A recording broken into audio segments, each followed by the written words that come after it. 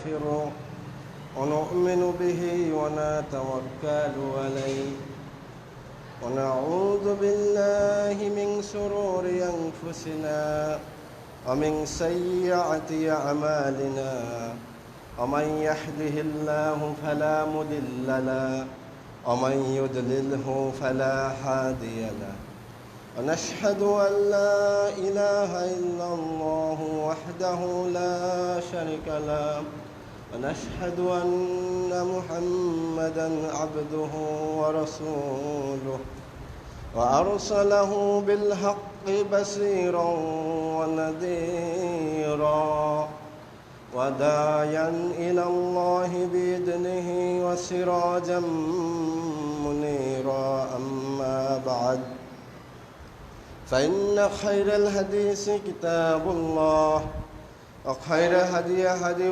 محمد صلى الله تعالى عليه وسلم وشر الأمور محدثاتها وكل محدثة بدعة وكل بدعة ضلالة وكل ضلالة في النار. أعوذ بالله من الشيطان الرجيم. بسم الله الرحمن الرحيم.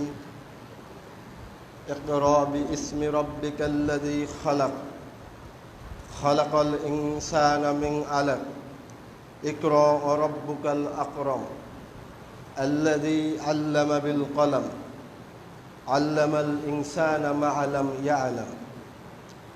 قال الله تعالى في موضوع آخر فاعلم أنه لا إله إلا الله أستغفر لذنبك.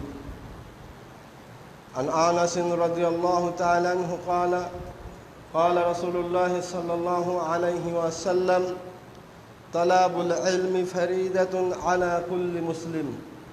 رواه ابن ماجه بسند صحيح.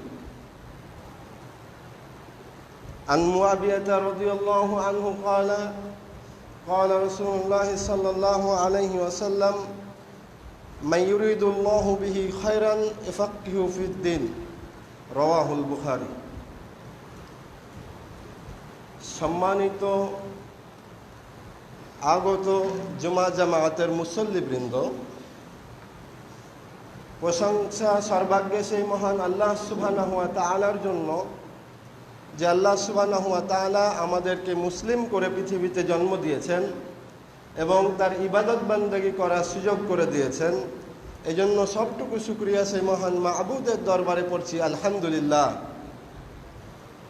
অসংখ্য অগণিত দুরূদ ও শান্তির ধারা বর্ষিত হোক আমাদের প্রাণপ্রিয় নবী সৈয়দুল মুরসালিন খতামুন নবী নবী মুহাম্মদুর রাসূলুল্লাহ সাল্লাল্লাহু আলাইহি ওয়াসাল্লামের উপর। আল্লাহুম্মা সাল্লি আলাইহি আল্লাহুম্মা বারিক আলাইহি আল্লাহুম্মা আমিন।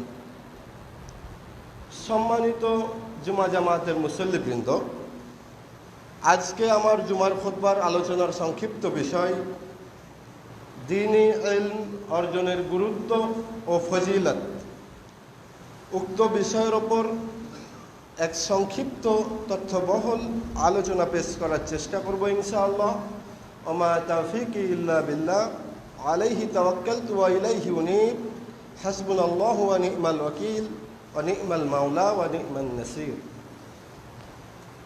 সম্মানিত মুসল্লিবৃন্দ, আল্লাহ সুবহানাহু ওয়া তাআলা পৃথিবী সৃষ্টি করেছেন এবং পৃথিবীর মধ্যে যত রকমের মাখলুকাত আছে আল্লাহ সুবহানাহু ওয়া তাআলা সব মাখলুকাতও সৃষ্টি করেছেন। তন্মধ্যে আল্লাহ সুবহানাহু ওয়া তাআলার সৃষ্টির মাখলুকাতের মধ্যে গুরুত্বপূর্ণ একটি সৃষ্টি হচ্ছে মানুষ। যে মানুষ ছাড়া আল্লাহ সুবহানাহু ওয়া তাআলা জিন জাতিকে সৃষ্টি করেছেন, ফেরেশতা মণ্ডলীকে সৃষ্টি করেছেন। এই ফেরেশতা মণ্ডলীরা সর্বক্ষণিক আল্লাহ সুবহানাহু ওয়া তাআলার ইবাদত করে। তারা কোনো মুহূর্তের জন্য আল্লাহ সুবহানাহু ওয়া তাআলার নাফরমানি করে না। কিন্তু মানুষ তারা সময়ে আল্লাহ সুবহানাহু ওয়া তাআলার ইবাদত করে, আবার সময়ে তারা নাফরমানিও করে। তন্মধ্যেও আল্লাহ সুবহানাহু ওয়া তাআলা মাটির তৈরি আদম আলাইহিস সালাতু ওয়াস সালামকে নূরের তৈরি ফেরেশতা দ্বারা সেজদা করিয়ে নিয়েছেন। এটা এই জন্যে যে আল্লাহ সুবহানাহু ওয়া তাআলা মানুষকে তার কৃতকর্মের দরুন সৃষ্টিকুলের সর্বশ্রেষ্ঠ স্তরে উপনীত করবেন। হযরত আদম আলাইহিস সালাতু ওয়াস সালামকে আল্লাহ রাব্বুল আলামিন মাটি দ্বারা সৃষ্টি করে যখন নূরের ফেরেশতা দ্বারা সেজদা করিয়ে নিলেন, এর মানে সৃষ্টি জগতের মধ্যে আল্লাহ সুবহানাহু ওয়া তাআলা মানুষকে সর্বশ্রেষ্ঠ স্তরে উপনীত করলেন। আল্লাহ সুবহানাহু ওয়া তাআলা আমাদেরকে পৃথিবীতে প্রেরণ করেছেন। শুধু পৃথিবীতে প্রেরণই করেননি, পৃথিবীতে একটি মানুষ তার জীবন পরিচালনা করার জন্য, তার জীবন বাস্তবায়ন করার জন্য, ইহকাল পরকালে লাভবান হওয়ার জন্য, সফলতা পাওয়ার জন্য আল্লাহ সুবহানাহু ওয়া তাআলা আমাদের সাথে সাথে আমাদেরকে জীবন পরিচালনা করার জন্য ক্যাটালগও দিয়ে দিয়েছেন। ঠিক যেমনি আমরা যে কোনো পণ্য ব্যবহার করি, সে পণ্য ব্যবহার করার সময় পণ্য প্রস্তুতকারক কোম্পানি এবং তার প্রস্তুতকারক ইঞ্জিনিয়ার সে পণ্যের সাথে সে পণ্য ব্যবহারাদি সংক্রান্ত বিষয়বলি নিয়ে একটি ক্যাটালগ তৈরি করে তার সাথে সাথে দিয়ে দেন। যেমন আমরা মোবাইল ফোন ব্যবহার করি, সে মোবাইল ফোনের সাথে একটি ক্যাটালগ দেওয়া হয়, কত ঘন্টা এই ফোনটি চার্জ দিতে হবে, এ ফোনের ধারণ ক্ষমতা কেমন, কেমন নাম্বার সেভ করে রাখা যায়, এ ফোন ইত্যাদি ইত্যাদি ব্যবহার জিনিসগুলো তারা দিয়ে দেয় এজন্যে যে সেই অনুযায়ী যথাযথভাবে ব্যবহার করলে সে মোবাইলটি খুব বেশি দিন লাস্টিং করবে, যথাযথভাবে সে মোবাইলটির ফায়দা আমরা হাসিল করতে পারবো। ঠিক তেমনি ফ্যান, ফ্রিজ, এসি ইত্যাদি ইত্যাদি সরঞ্জামাদি যতগুলো আছে সবগুলির সাথে প্রস্তুতকারক কোম্পানি এবং তার ইঞ্জিনিয়ার একটি করে ক্যাটালগ দিয়ে দেয়, পথ নির্দেশিকা বই দিয়ে দেয় কিভাবে সেটি পরিচালনা করা যায়। ঠিক আল্লাহ সুবহানাহু ওয়া তাআলা হলেন মানুষের ইঞ্জিনিয়ার। আল্লাহ সুবহানাহু ওয়া তাআলা মানুষকে সৃষ্টি করেছেন, তাই মানুষ কিভাবে সুস্থ থাকবে, মানুষ কিভাবে তার জীবন পরিচালনা করবে, কিভাবে হাঁটবে, কিভাবে চলবে, কিভাবে খাবে, আর কি পদক্ষেপ গ্রহণ করলে মানুষ সফলতা অর্জন করতে পারবে, শান্তি অর্জন করতে পারবে, এর জন্য আল্লাহ সুবহানাহু ওয়া তাআলা আমাদেরকেও একটি ক্যাটালগ দিয়ে দিয়েছেন। যে ক্যাটালগ হলো পবিত্র আল কুরআন, যে গ্রন্থ আমাদেরকে পথ নির্দেশিকা বই হিসাবে আল্লাহ সুবহানাহু ওয়া তাআলা দিয়েছেন, যার মাধ্যমে আমরা জীবন পরিচালনা করলে আমাদের সমাজ সুন্দর হবে, আমাদের জীবন সুন্দর হবে, আমাদের মৃত্যুও সুন্দর হবে। শুধু কোরআন দিয়ে দিয়েছেন এমনটি বিষয় নয়, আল্লাহ সুবহানাহু ওয়া তাআলা এই কোরআনের বাস্তবায়ন করার জন্য, মানব জীবনে কোরআনকে ব্যবহার করার জন্য এর ব্যাখ্যাকার হিসাবে পৃথিবীর সর্বশ্রেষ্ঠ মানুষকে নির্বাচিত করেছেন, অর্থাৎ জনাবে মুহাম্মদুর রাসূলুল্লাহ সাল্লাল্লাহু আলাইহি ওয়াসাল্লামকে এই কোরআনের ব্যাখ্যাকারক হিসাবে নির্বাচন করেছেন এবং পৃথিবীতে এই কোরআনকে বাস্তবায়ন করার জন্য, কোরআনকে পৃথিবীর বুকে প্রতিষ্ঠিত করার জন্য রাসূল সাল্লাল্লাহু আলাইহি ওয়াসাল্লামের 23 বছর নবুয়াতি জীবন আল্লাহ রাব্বুল আলামিন দিয়েছেন। যখন কুরআনুল কারীম অবতীর্ণ হয় তার আগের যুগটিকে বলা হয় আইয়ামে জাহেলিয়া, তথা মূর্খতার যুগ, অজ্ঞতার যুগ, বর্বরতার যুগ, অশিক্ষিতর যুগ, নগ্নতার যুগ, অন্ধকারের যুগ। এই যুগটিকে আল্লাহ সুবহানাহু ওয়া তাআলা পরিবর্তন করার জন্য, অন্ধকারকে আলোতে রূপান্তরিত করার জন্য আল্লাহ সুবহানাহু ওয়া তাআলা যে আসমানি গ্রন্থ দিলেন সেটি পবিত্র আল কুরআন। যে কোরআনের বাস্তবায়নের ফলে অন্ধকার আলোতে পরিণত হলো, অন্ধকারের কালো মানুষগুলো স্বর্ণের মানুষে পরিণত হলো। তাদের এক একটার জীবনী দেখলে আজ পর্যন্ত আশ্চর্য হতে হয়, তারা তাদের জীবনে কিভাবে কোরআনের বাস্তবায়ন করেছে আর কিভাবে তারা কালো মানুষ থেকে, অন্ধকার থেকে কিভাবে স্বর্ণের মানুষে পরিণত হয়েছে। আল্লাহু আকবার। রাসূল সাল্লাল্লাহু আলাইহি ওয়াসাল্লাম তার 23 বছর নবুয়াতি জীবনে এমনভাবে ক্যাটালগ থেকে এমনভাবে ঢেলে সাজালেন যে সেই অন্ধকার যুগ, বর্বরতার যুগ পৃথিবীর বুকে সর্বশ্রেষ্ঠ যুগে পরিণত হলো। আজ পর্যন্ত সেই যুগ আমাদের মধ্যে সর্বশ্রেষ্ঠ, কিয়ামত পর্যন্ত এই যুগটি সর্বশ্রেষ্ঠ হিসাবেই থাকবে, কারণ তারা পবিত্র কোরআনের যথাযথ বাস্তবায়ন তাদের জীবনে করেছেন। আল্লাহ সুবহানাহু ওয়া তাআলা এই অন্ধকারকে দূর করার জন্য কুরআনুল কারীমে অসংখ্য নির্দেশ দিয়েছেন, অসংখ্য আয়াত দিয়েছেন, অসংখ্য আদেশ, অসংখ্য নিষেধ। এই কুরআনুল কারীমের মধ্যে আল্লাহ সুবহানাহু ওয়া তাআলা দিয়েছেন। কিন্তু সর্বপ্রথম যে ধাপটি রাসূল সাল্লাল্লাহু আলাইহি সাল্লামকে আল্লাহ সুবহানাহু ওয়া তাআলা দিলেন, অন্ধকার থেকে আলোতে আসার জন্য সর্বপ্রথম পদক্ষেপ যেটি গ্রহণ করতে বললেন, অর্থাৎ কুরআনুল কারীমের সর্বপ্রথম নির্দেশ আল্লাহ সুবহানাহু ওয়া তাআলা হিরা গুহার মধ্যে সূরা আলাকের প্রথম 5টি আয়াত নাজিল করলেন। সূরা আলাকের মধ্যে আল্লাহ সুবহানাহু ওয়া তাআলা প্রথম নির্দেশনা দিলেন তার রাসূল সাল্লাল্লাহু আলাইহি সাল্লামকে।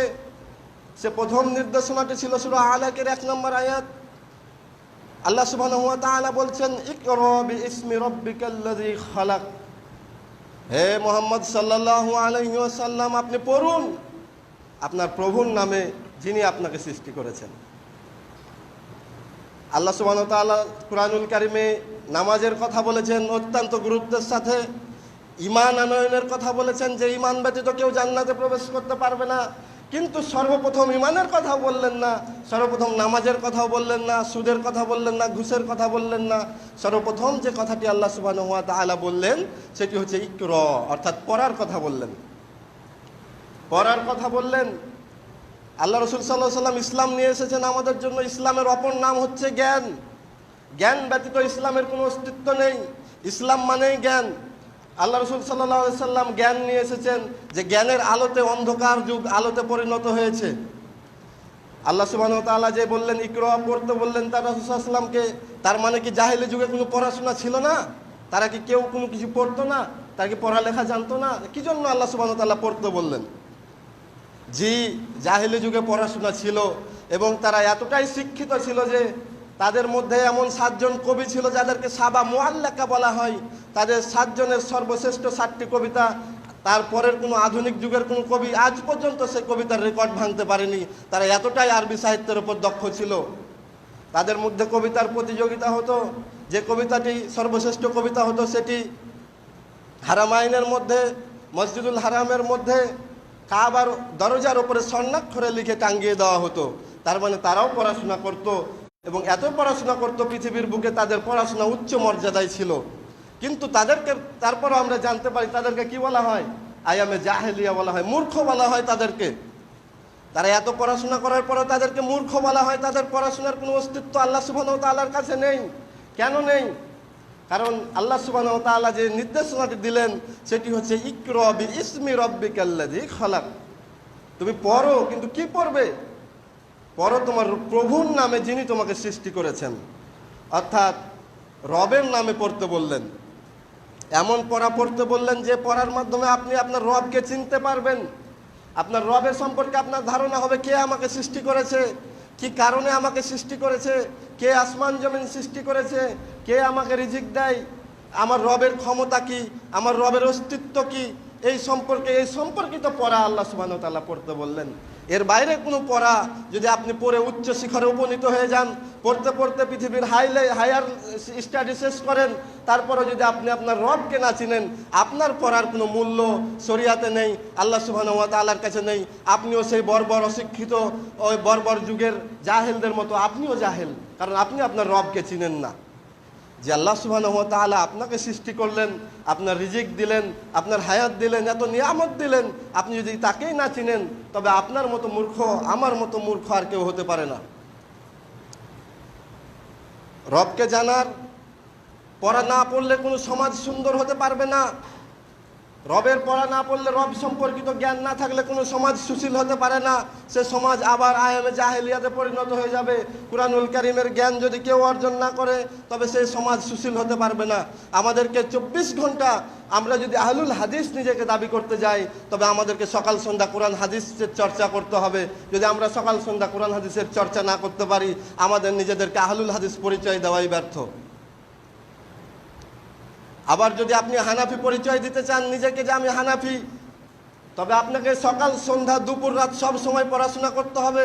কেননা ইমাম আবু হানিফা রাহিমাহুল্লাহ বলছেন, কেউ যদি আমার কথা বলে দলিল দিতে চায় যেটা আমি বলেছি, তবে সেটা তাকে আগে জানতে হবে আমি কথাটা কোথা থেকে গ্রহণ করেছি।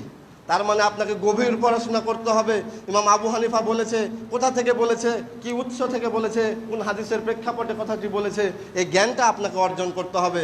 নতুবা আপনি ইমাম আবু হানিফার নাম দিয়েও ফতোয়া দিতে পারবেন না, কথা বলতে পারবেন না। এই জ্ঞান হচ্ছে ঈমান কবুলের একটি শর্ত। আপনার ঈমান কবুল হবে না যদি আপনার ভিতরে জ্ঞান না থাকে, শরীয়তের জ্ঞান না থাকে। দলিল সূরা মুহাম্মাদের 19 নম্বর আয়াত, আল্লাহ সুবহানাহু ওয়া তাআলা বলছেন, ফাআলাম আন্নাহু লা ইলাহা ইল্লাল্লাহ। হে মুহাম্মদ সাল্লাল্লাহু আলাইহি সাল্লাম, আগে আপনি জ্ঞান অর্জন করুন যে আল্লাহ ছাড়া কোনো হক ইলাহ নেই। আস্তাগফির লিজামবিক, তারপর আপনার পাপের জন্য ক্ষমা চান। মানে আগে আপনাকে জানতে হবে রব সম্পর্কে, রবের জ্ঞান অর্জন করতে হবে যে একমাত্র আমাদের ইলাহ হচ্ছে একমাত্র ইলাহ। তারপর আপনি আপনার আমল করবেন। আগে জ্ঞান তারপর আমল। আগে আপনাকে জ্ঞান অর্জন করতে হবে, তারপর আমল করতে হবে। ইমাম বুখারী বলছেন, কথা ও কাজের পূর্বে হলো বিদ্যা। আগে বিদ্যা অর্জন করতে হবে, তারপর আমল করতে হবে, নতুবা কোনো আমলই গ্রহণযোগ্য হবে না। আমরা শুনে শুনে বাপ দাদা থেকে দেখে দেখে আমল করছি, নিজে পড়াশোনা করার চেষ্টা করছি না, অথচ ভয়াবহ পরিস্থিতি আমাদের সামনে অপেক্ষা করছে।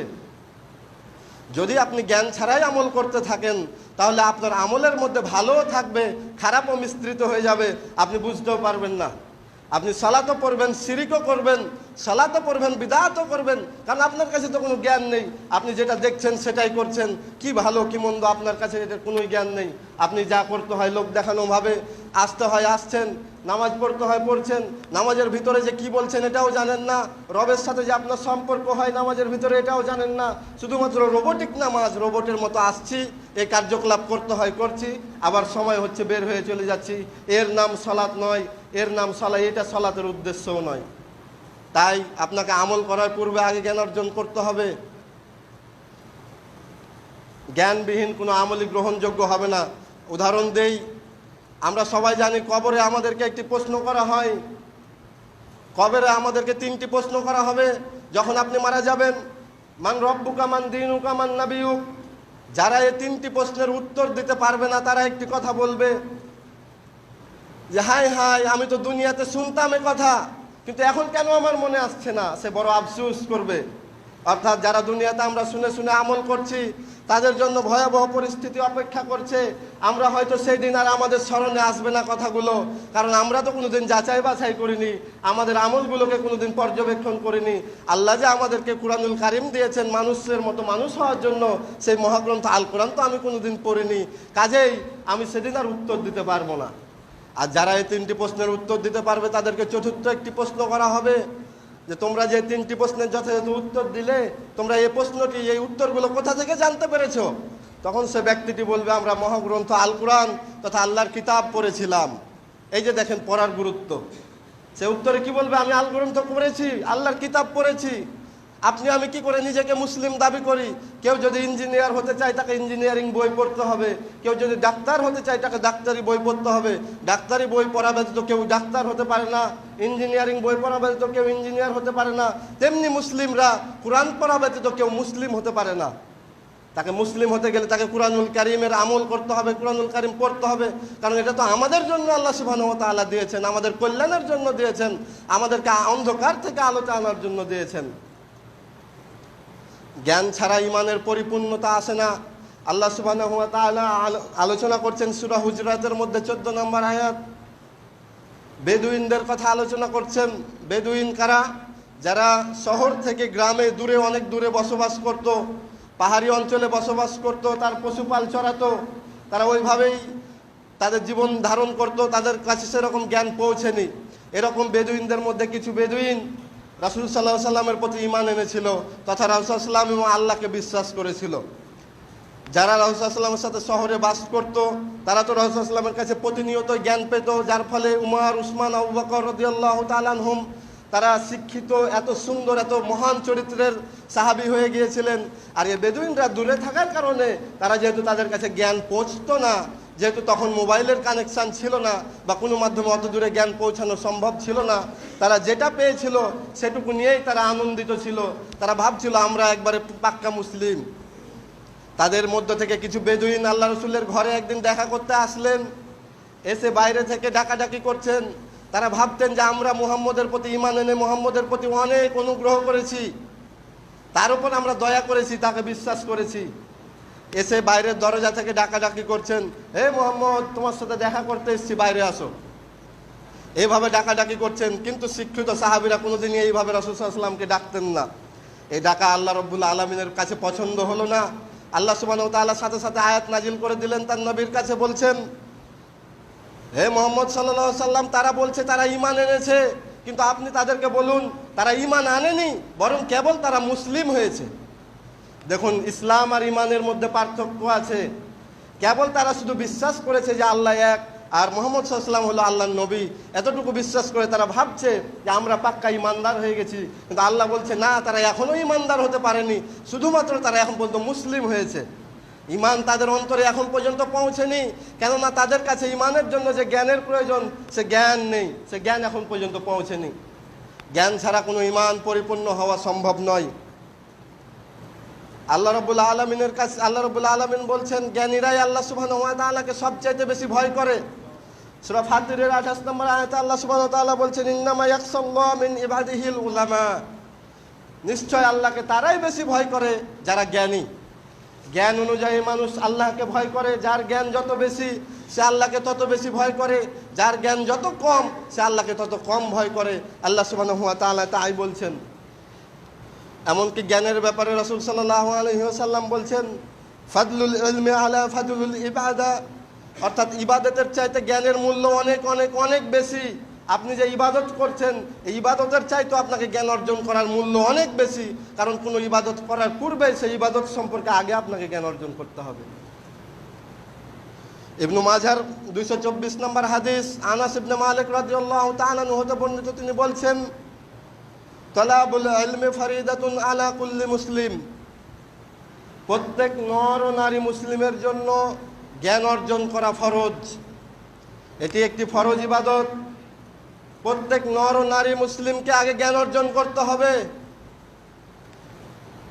এক শ্রেণীর মানুষ এই কথা বলে যে ইসলাম নারীদেরকে অপমানিত করেছে, ইসলাম নারীদেরকে মর্যাদা দেয়নি, ইসলাম নারীদেরকে জ্ঞান অর্জন থেকে অনেক দূরে রেখেছে। কিন্তু এই কথা বলার পিছনে তাদের কোনো ভিত্তি নেই, কেননা আজ থেকে 1400 বছর পূর্বে রাসূল সাল্লাল্লাহু আলাইহি সাল্লাম নারীদের পূর্ণ জ্ঞানের মর্যাদা দিয়েছেন। এমনকি বলেছেন নারী এবং পুরুষ উভয়কেই জ্ঞান অর্জন করতে হবে ফরজ। রাসূল সাল্লাল্লাহু আলাইহি সাল্লাম সপ্তাহের মধ্যে যেমন ছেলেদেরকে জ্ঞান অর্জনের জন্য নসিহত করতেন, প্রতি সপ্তাহে একটি দিন ধার্য করে রাখতেন মেয়েদেরকে নসিহত করার জন্য, তিনি আবার আলাদাভাবে মেয়েদেরকে নসিহত করতেন। সহিহ বুখারীর হাদিস। তিনি যেমন ঈদগাহের ময়দানে ছেলেদের কাছে ওয়াজ করতেন, নসিহত করতেন, নেমে গিয়ে আলাদাভাবে মেয়েদের কাছে ওয়াজ করতেন। এই জন্য যে রাসূল সাল্লাল্লাহু আলাইহি ওয়াসাল্লাম মেয়েদেরও শিক্ষার গুরুত্ব দিয়েছেন। তবে ছেলে মেয়ে একসাথে মিশে গিয়ে একাকার হয়ে জেনার কারখানা উন্মোচিত হয়, ফিতনা লেগে যায়, রাসূল সাল্লাল্লাহু আলাইহি ওয়াসাল্লাম এরকম ব্যবস্থা করেননি, পৃথক পৃথক শিক্ষার ব্যবস্থা করে দিয়েছেন। কিন্তু নারীদের জ্ঞান অর্জনের মর্যাদাও দিয়েছেন। নারী পুরুষ সবাইকে জ্ঞান অর্জন করতে হবে ফরজ। তবে কি আমরা সবাইকে আলেম হতে হবে এমনটি কথা নয়। যতটুকু জ্ঞান অর্জন করলে আপনি এবং আপনার আহাল পরিবার জাহান্নাম থেকে বাঁচতে পারবেন, জান্নাতে পৌঁছাতে পারবেন, ততটুকু জ্ঞান অবশ্যই অবশ্যই আপনাকে আমাকে অর্জন করতে হবে, হাসিল করতে হবে। যদি আমরা করতে ব্যর্থ হই, আমাদের দ্বারা সমাজের কোনো উপকার হওয়া সম্ভব নয় এবং আমরা নিজেদেরকে নিজেরাই ক্ষতির মধ্যে নিপতিত করে দেব। এমনকি রাসূল সাল্লাল্লাহু আলাইহি ওয়াসাল্লাম বলছেন, সহিহ বুখারীর 71 নম্বর হাদিস, মুআবিয়া রাদিয়াল্লাহু তাআলা আনহু হাদিসের বর্ণনাকারী, তিনি বলছেন, রাসূল সাল্লাল্লাহু আলাইহি ওয়াসাল্লাম বলেছেন, মা ইউরিদুল্লাহু বিহি খায়রান ইয়াফাক্কিহু ফিদ্দিন, আল্লাহ যার কল্যাণ চান তাকেই মাত্র কেবল দ্বীনের জ্ঞান দান করেন। অর্থাৎ আপনি আমি যে দ্বীনের ব্যাপারে দ্বীন শিখতে পারছি, এটা আল্লাহর পক্ষ থেকে একটি কল্যাণ, একটি অনুগ্রহ, একটি নিয়ামত। দ্বীনের জ্ঞান অর্জন করা আল্লাহর পক্ষ থেকে একটি নিয়ামত। আল্লাহ আমাদের উপর দয়া করেছেন বিধায় আমরা এই মজলিসে উপস্থিত হতে পেরেছি, এই যে দ্বীনের কথাবার্তা শুনতে পাচ্ছি, আমরা দ্বীনের জ্ঞান অর্জন করতে পারছি। মেশকাতের 202 নম্বর হাদিস, রাসূল সাল্লাল্লাহু আলাইহি সাল্লাম বলছেন, মানুষ মারা গেলে মানুষের সমস্ত আমলের দরজা বন্ধ হয়ে যায়, কেবলমাত্র 3টি আমল চালু থাকে। একটি হলো সদকায়ে জারিয়া, সেই দান, যে দান জারি থাকে, আপনি মরার পরেও জারি থাকবে সেই দান। এই আপনি মসজিদে একটু ফ্যান দিয়েছেন, আপনি মারা গেছেন, আপনি মারা যাওয়ার পরেও ফ্যান ঘুরছে, এই ফ্যান ঘোরাতে যত মানুষ শান্তি পাবে, আল্লাহ সুবহানাহু ওয়া তাআলা তার নেকি আপনাকে কবরে পৌঁছে দেবেন। তারপরে রাসূল সাল্লাল্লাহু আলাইহি সাল্লাম বলছেন, আও ইলমিন ইনতাফাউ বিহি, সেই ইলম যা কল্যাণকর, যে মানুষকে শিক্ষা দিয়ে গেছেন, আপনি একটি ইলম মানুষকে শিক্ষা দিয়েছেন যা মানুষের জীবনে কল্যাণ বয়ে আনবে, এরকম ইলিম আপনি যদি শিক্ষা দিয়ে থাকেন, আপনি কবরে মারা যাওয়ার পরও এই ইলিমের দরুন যতদিন এই ইলিমের বাস্তবায়ন পৃথিবীর বুকে থাকবে, আপনি কবরে শুয়েও এর একটা নেকি পেতে থাকবেন। অনেক বড় বড় ডিগ্রি অর্জন করেছেন, বড় মুফতি মাওলানা মুহাদ্দিস হয়েছেন, কিন্তু আপনার ইলম দ্বারা মানুষ মুশরিক হচ্ছে, আপনার ইলম দ্বারা মানুষ বিদআতি হচ্ছে, আপনার ইলম দ্বারা মানুষ জাহান্নামের খড়ি হচ্ছে। এই ইলম দ্বারা আপনি কবরে শুয়ে কোনো ফজিলত তো পাবেন না, বরং তাদের মুশরিক হওয়ার দরুন এর সমপরিমাণ গুনাহ আপনার ঘরেও যেতে হবে। আপনি যত বড় আলেম হন না কেন, আল্লাহকে ভয় করুন এবং মানুষকে পবিত্র কুরআন ও সহিহ সুন্নাত দাওয়াত দিন। এর বাইরে নিজের মন গড়া মতাদর্শের দাওয়াত দিয়ে নিজেদেরকে জাহান্নামে এবং মানুষকে জাহান্নামের খড়ি হিসেবে আগিয়ে দিয়েন না। সেই মুসলিমের 26 নম্বর হাদিস, রাসূল সাল্লাল্লাহু আলাইহি সাল্লাম বলছেন, ইন্না হাযাল ইলমা দীনুন, নিশ্চয় ইলম হচ্ছে দ্বীনের একটি অংশ, নিশ্চয় ইলম হচ্ছে দ্বীন। ফাংজুর আম্মান তাখুযুনা দীনাকুম, অতএব তোমরা লক্ষ্য করো তোমরা কার কাছ থেকে দ্বীন গ্রহণ করছো। আপনি দ্বীন গ্রহণ করবেন যার তার কাছে দ্বীন গ্রহণ করবেন, এটি শরীয়তে গ্রহণযোগ্য নয়। কারণ মুসলিম মাত্র কোনো অশিক্ষিত মুসলিম থাকতে পারে না। মুসলিমকে অবশ্যই দ্বীনের ব্যাপারে শিক্ষিত হতে হবে। আপনি দ্বীন গ্রহণ করছেন এমন মানুষের কাছে যে সুন্নাত বুঝে না, বিদআত বুঝে না, এর জন্য উনি যেমন দায়ী আপনিও দায়ী। কেন রাসূল সাল্লাল্লাহু আলাইহি ওয়াসাল্লাম বললেন যে ইলম হচ্ছে দ্বীনের অংশ, অতএব তোমরা লক্ষ্য করে দেখো, যাচাই বাছাই করে দেখো তোমরা কার কাছে দ্বীন গ্রহণ করছো। তোমরা তোমাদের সন্তানকে পড়াশোনা করতে দিয়েছি, আমরা পড়াশোনা করতে দিলেও আমাদেরকে লক্ষ্য রাখতে হবে আমার সন্তান কার কাছ থেকে দ্বীন গ্রহণ করছে, কোন মাদ্রাসা থেকে দ্বীন গ্রহণ করছে, সেখানে তাকে শিরিক বিদআত শেখানো হচ্ছে কিনা, এ ব্যাপারে আমাদের লক্ষ্য রাখতে হবে। কেননা আল্লাহ সুবহানাহু ওয়া তাআলা অজানা পৃথিবীর অজানা মানুষদেরকে বলছেন, ফাসালু আহলায যিকরি ইন কুনতুম লা তা'লামুন বিল বায়িনাতি ওয়াজ জুবুর। হে দুনিয়ার অজানা মানুষ, তোমরা জানা মানুষের নিকট জিজ্ঞাসা করো, যে বিষয়ে তোমরা জানো না সে বিষয়ে যারা জানে তাদেরকে জিজ্ঞাসা করো, বিল বায়িনাতি ওয়াজ জুবুর, কিন্তু জিজ্ঞাসা করার আগে তুমি দলিল ও স্পষ্ট প্রমাণ সহকারে জেনে নাও। জানার সময় একটু দলিল যাচাই বাছাই করেন। মাটি কেনার সময় তো নিজে দলিলটা নিজে পড়তে না জানলেও 5 জনের কাছে দেখান যে মাটির দলিলের হাদিসের এইটা সূত্রটা ঠিক আছে কিনা, সনদ ঠিক আছে কিনা, কার কাছ থেকে কে পেয়েছে, কাগজগুলা ঠিক আছে কিনা, 5 জন মোহরিলকে দেখাচ্ছেন। আর যেটা আপনার পরকালীন লম্বা সুখের জায়গা, অনন্ত সুখের জায়গা, সেখানটা হাসিলের জন্য একটুও পরিশ্রম করবেন না। আল্লাহ সুবহানাহু ওয়া তাআলা আমাদের তৌফিক দান করুন, আমরা যেন জেনে আমল করতে পারি, যাচাই বাছাই করে আমল করতে পারি, জ্ঞান অর্জন করতে পারি। আমাদের তৌফিক দান করুন, আল্লাহুম্মা আমিন। আল্লাহ সুবহানাহু ওয়া তাআলা সূরা আনামের 50 নম্বর আয়াতে বলছেন, কুল হাল ইস্তাউইল আ'মা ওয়াল বাসির। হে মুহাম্মদ সাল্লাল্লাহু আলাইহি ওয়াসাল্লাম, অন্ধ আর চক্ষুষ্মান ব্যক্তি কি সমান হতে পারে? অর্থাৎ যার কাছে ইলম নেই তাকে আল্লাহ রাব্বুল আলামিন অন্ধ বলছেন, আর যার কাছে ইলম আছে তাকে আল্লাহ সুবহানাহু ওয়া তাআলা চক্ষুষ্মান বলছেন, চক্ষুওয়ালা ব্যক্তি বলছেন। আল্লাহ সুবহানাহু ওয়া তাআলা সূরা ফাতিরের মধ্যে 19, 20, 21, 22 আয়াতগুলোতে আলোচনা করছেন যে অন্ধ ও চক্ষুষ্মান ব্যক্তি কি সমান হতে পারে।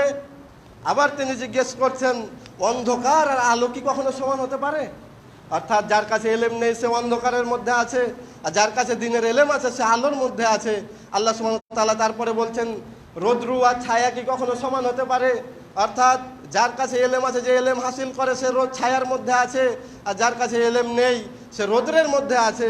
তারপরে আল্লাহ সুবহানাহু ওয়া তাআলা বলছেন, মৃত আর জীবিত কি কখনো সমান হতে পারে? অর্থাৎ যার কাছে ইলম আছে সে জীবিত ব্যক্তির মতন, আর যার ইলম নেই সে মৃত ব্যক্তির মতন। অতএব আমরা সব সময় চেষ্টা করব আমরা ইলম অর্জন করার। ইলম অর্জনের 2টি মাধ্যম ভালো করে মনে রাখতে হবে, চোখ এবং কান। এই 2টি জায়গা ব্যতীত মানুষের ইলম প্রবেশ করার কোনো জায়গা নেই। হয় আপনাকে চোখ দ্বারা দেখে পড়ে ইলম অর্জন করতে হবে, আর নাহলে কান দ্বারা শুনে ইলম অর্জন করতে হবে। তবে পড়ে ইলম অর্জন করার গুরুত্ব সবচাইতে বেশি, যেহেতু আল্লাহ সুবহানাহু ওয়া তাআলা সর্বপ্রথম আয়াতেই বললেন ইকরা, পড়ার কথা বলেছেন। আমরা পড়ব এবং শুনবো, যারা জানে তাদের কাছ থেকে জেনে ইলম অর্জন করব। ইলমবিহীন কোনো আমল করার চেষ্টা করব না। অন্তত যে আমলটি আমি নিজে করি এই আমলটি যাচাই বাছাই করে নিব, যাতে আমরা পরকালীন মহা ক্ষতিগ্রস্তের মধ্যে অন্তর্ভুক্ত না হই।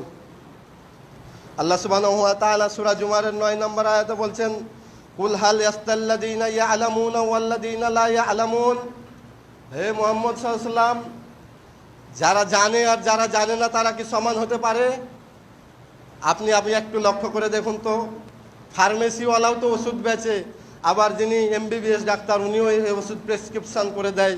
কিন্তু আমাদের যখন অসুখ হয় আমরা কি সরাসরি ফার্মেসি থেকে ওষুধ কিনি? আমরা বড় ডাক্তারের কাছে যাই। এই জন্যে যাই যে ফার্মেসিওয়ালার কাছে ওই জ্ঞানটা নেই যে জ্ঞানটা ওই বড় ডাক্তারের কাছে আছে।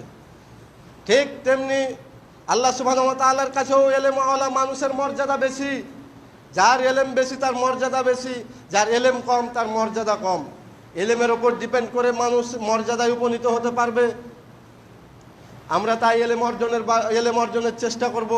এলেম ছাড়া কোনো মানুষ পরকালীন মুক্তি পাওয়া খুবই কঠিন, এটা সম্ভব নয় বললেই চলে। সহিহ মুসলিমের ৭০২৮ নম্বর হাদিস, আবু হুরায়রা রাদিয়াল্লাহু তাআলা আনহু হতে বর্ণিত হাদিস। এলেমের কি যে ফজিলত রয়েছে একটু এই হাদিসের দিকে লক্ষ্য করুন। আল্লাহ রাসূল সাল্লাল্লাহু আলাইহি ওয়াসাল্লাম বলছেন, যে ব্যক্তি জ্ঞান অর্জনের জন্য কোনো একটি পথের অনুসরণ করে, জ্ঞান অর্জনের জন্য একটি পথে বের হয়, এই যে আমরা কিছু শিখার জন্য আজান হওয়ার আগেই বাড়ি থেকে বের হয়ে চলে এসেছি, যে আমরা ওখানে খুতবা শুনবো, কিছু শুনবো, এই যে রাস্তা দিয়ে আমরা এসেছি। অর্থাৎ যে ব্যক্তি কোনো এলেম অর্জনের জন্য কোনো রাস্তায় চলে, আল্লাহ সুবহানাহু ওয়া তাআলা তার জন্য জান্নাতের পথকে সহজ করে দেন। সুবহানাল্লাহ, জান্নাতের পথকে তার জন্য সহজ করে দেন। তাবারানী কাবিরের মধ্যে একটি হাদিস আসছে সহিহ সনদে, ৭৩৪৬ নম্বর হাদিস।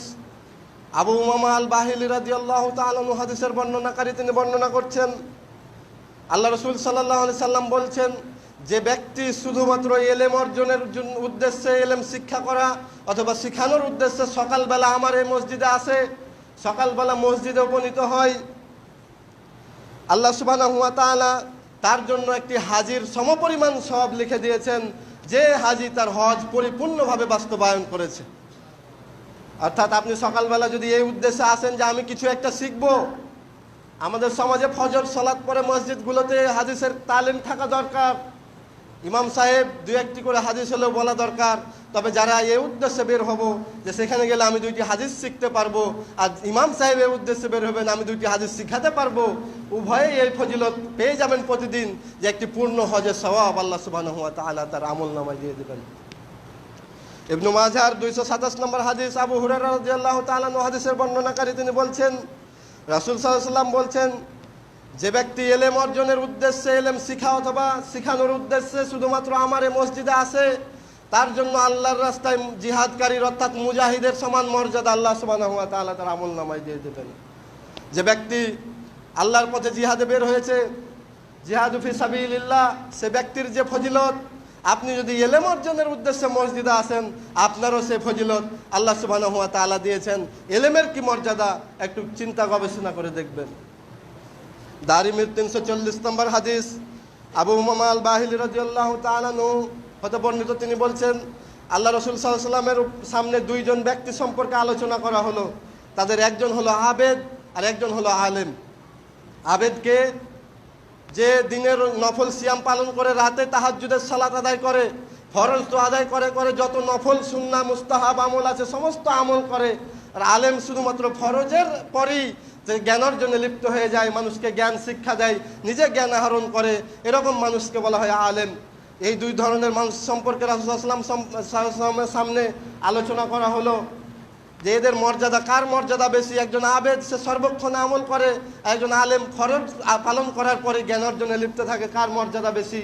তখন রাসূলুল্লাহ সাল্লাল্লাহু আলাইহি ওয়াসাল্লাম বললেন, আবেদের উপর আলেমের মর্যাদা তেমন, আবেদের উপর আলেমের মর্যাদা তেমন, ঠিক সাধারণ মানুষের ওপর আমি রাসূল সাল্লাল্লাহু আলাইহি ওয়াসাল্লামের মর্যাদা যেমন।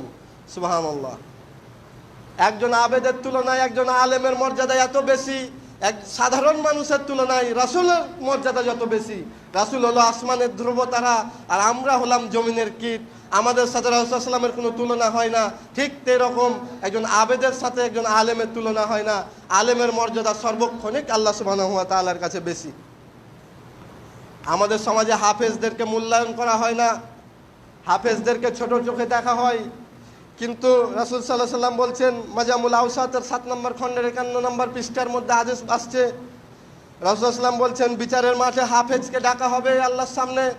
হাফেজকে ডেকে আল্লাহ সুবহানাহু ওয়া তাআলা হাফেজের মাথায় সম্মানের মুকুট পরিয়ে দিবেন। রত্ন ভাণ্ডারে সহ মুকুট পরিয়ে দিবেন এবং হাফেজের পিতামাতাকেও তার সামনে ডাকা হবে। ডাকানোর পর আল্লাহ সুবহানাহু ওয়া তাআলা 2 জোড়া তাদেরকে পোশাক পরিয়ে দিবেন। যে পোশাক পরিয়ে দিবেন তাদেরকে আসমান ও জমিনে যত সম্পদ আছে, যত ঘর বাড়ি দালান কোঠা স্বর্ণ হীরামণি মুক্তা আছে, সমস্ত সম্পদ যদি বিক্রি করে দেওয়া হয়, পিতামাতাকে যে পোশাক দেওয়া হবে তার একটি পোশাক কেনার সমান অর্থ হওয়া সম্ভব নয়। এরকম মূল্যের পোশাক সে পিতামাতাকে পরিয়ে দেওয়া হবে।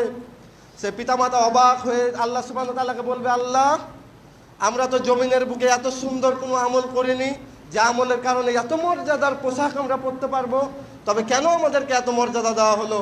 আল্লাহ সুবহানাহু ওয়া তাআলা বলবেন, তুমি যে তোমার সন্তানকে হিফজ করিয়েছো, তোমার সন্তান কোরআন মুখস্থ করেছে, কোরআন হিফজ করেছে, নিজে আমল করেছে, মানুষকে পৌঁছে দিয়েছে, এর জন্য আজকে তোমাদের এই মর্যাদায় আমি উপনীত করেছি।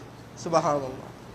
আমরা চেষ্টা করব আমাদের সন্তানদেরকে হাফেজ বানানোর, কেননা সবার অন্তরে ঈর্ষা হবে। সেদিন প্রত্যেক বাবা মা সেই পোশাক দেখে ঈর্ষা করবেন।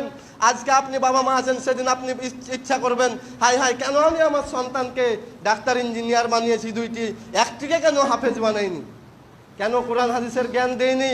তবে আজকে আমিও সম্মানিত হতাম। আপনি আপনার সন্তানকে সর্বোচ্চ ডিগ্রি হাসিল করার পরেও কি এমন কোনো ফজিলতের বর্ণনা আছে? কিন্তু আপনি যদি আপনার সন্তানকে দ্বীনের জ্ঞান দান করেন, কোরআনের হাফেজ বানান, আল্লাহ সুবহানাহু ওয়া তাআলা আপনাকে সর্বোচ্চ মর্যাদার পোশাক পরিয়ে দেবেন। আল্লাহ সুবহানাহু ওয়া তাআলা আমাদের কবুল করুন। আল্লাহ সুবহানাহু ওয়া তাআলা আমাদের ইলমে বরকত দান করুন। আমাদের সবাইকে ইলম অর্জন করার তৌফিক দান করুন এবং সেই ইলম অনুযায়ী আমল করার তৌফিক দান করুন। ওয়া আখিরি দাওয়ানা আলহামদুলিল্লাহি রাব্বিল আলামিন।